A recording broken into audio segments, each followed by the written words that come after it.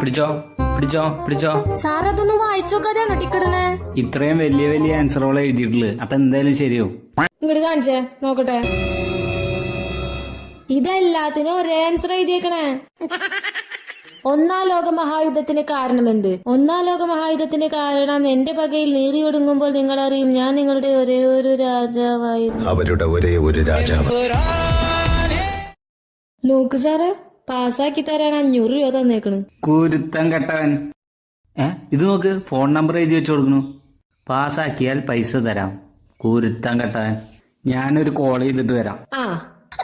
സാറേ, അച്ഛന്റെ തണ്ടലൊടിഞ്ഞ് കിടപ്പാണ്.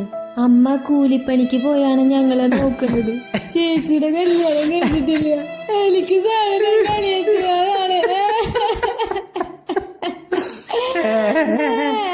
മാറിക്ക മൊട്ട പാസ്സാക്കുന്നു.